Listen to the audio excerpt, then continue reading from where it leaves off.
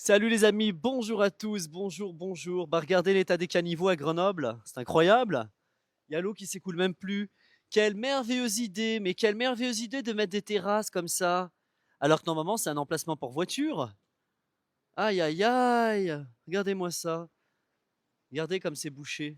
Eh ben je vais certainement pas nettoyer, c'est pas mon travail. Je ne suis pas non plus un larbin. Il m'arrive souvent de nettoyer, mais là, alors là, la municipalité peut se brosser et les gens se démerder. Je suis au niveau de la rue Thiers avec une chaussée complètement défoncée, comme vous le savez. Des poubelles qui sont sorties alors qu'elles ne devraient même pas être sorties à cette heure-là, mais plutôt à partir de 19-20 heures. Sauf que les gens n'ont plus trop le choix puisque la municipalité, alias la métro, a tellement déréglé l'écosystème des sorties, entrées poubelles avec leur politique que c'est un carnage. Ici, bah, le Franprix, vous voyez, c'est toujours abandonné. De ce côté, EMC Immobilier, bon ben, ils se sont déplacés au niveau du quartier Gustave Rivet. Regardez toutes les places de parking qu'il reste, c'est l'été, les gens se barrent, les gens fuient. Office dépôt, bon bah il est parti. Le monsieur, il n'a toujours pas, le pauvre, sa façade réparée. Et je vais voir si, bah tiens, regardez, un appartement à louer et là-bas de l'autre côté, un appartement à vendre. Un appartement à vendre, regardez juste ici. Voilà, c'est à vendre, c'est incroyable.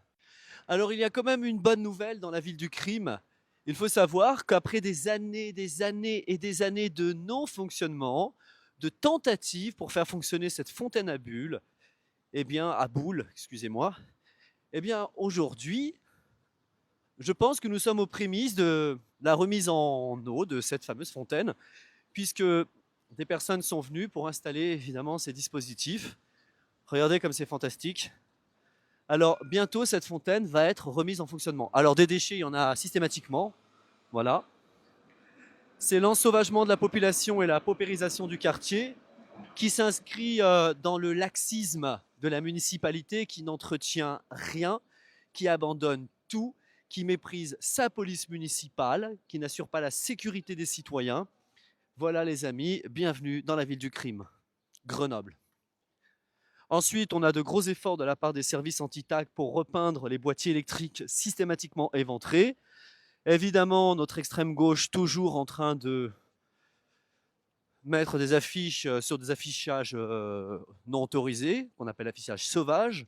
Pourtant, c'est pas ce qui manque. Et aujourd'hui, à l'ère d'Internet, eh bien, les gens peuvent plus facilement s'exprimer à travers les réseaux sociaux. Mais non, il faut toujours imprimer, polluer et massacrer. Alors, je vais emprunter une petite rue devant le magasin Ego qui a fermé puisqu'il n'a pas supporté l'augmentation de la taxe foncière. La boutique était très sympathique, elle proposait eh bien, des tenues assez sympas à des prix défiant toute concurrence, évidemment. Mais c'était trop et ça a fermé. Aujourd'hui, cette rue n'est plus que l'ombre d'elle-même. Quartier paupérisé, espace tagué, insultes, urine, saleté en tout genre, une rue abandonnée. Nous n'avons finalement plus que Mistigriff et je vous emmène dans une rue qui, il me semble, est une rue qui va être condamnée. Fausse alerte, je me suis trompé, regardez les caniveaux, hein. Caniveaux non nettoyés, abandonnés, des chaussures, du verre, des saletés, du salpêtre, un véritable merdier. Voilà. Mais c'est partout pareil, dans toute la ville. Dans toutes les rues, où que vous alliez, c'est le merdier. Comme Gianni Longo disait, Grenoble a perdu son âme.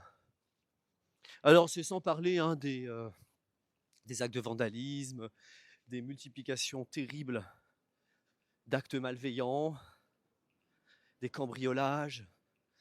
C'est catastrophique.